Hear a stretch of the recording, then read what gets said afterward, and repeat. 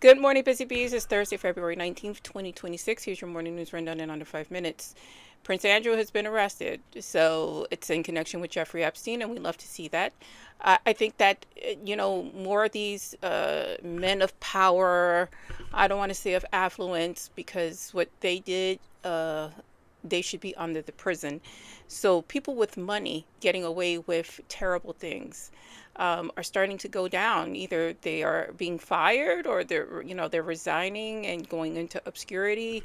You have former Prince Andrew arrested, and that needs to happen here in the United States, especially at the top, and it starts with the presidency. We learned that the DOJ is actively deleting files that contain accusations against Donald Trump, and that's a serious issue here because he, of course, is saying that the Epstein files pretty much absolved him of any guilt, but it did not. It implicates you, not to mention the files that are withheld. There's millions of files and documents that have been withheld from the public, and I bet you they all contain the most serious accusations against Donald Trump. That's my opinion. No Republicans showed up at the deposition of Lex Wexner, who the FBI says is a co-conspirator of Jeffrey Epstein. I think he's about 88 years old.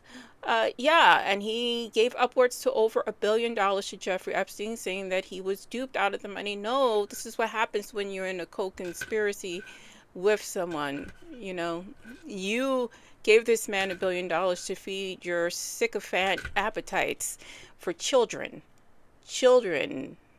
babies, and the like. You are heavily in the files and you should be in prison.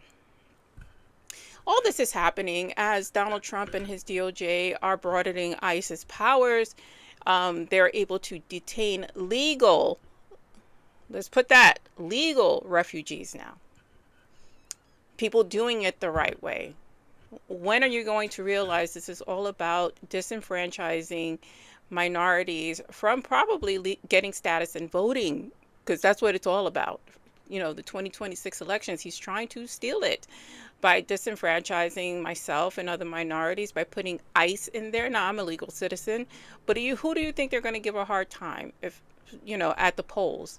Where it counts. Now, mind you, in these little towns and cities, 100 votes, 50 votes matter. In these congressional elections. So if they disenfranchise or, scare people into staying home, they can push their candidate into winning. Yes, that's exactly what's going on.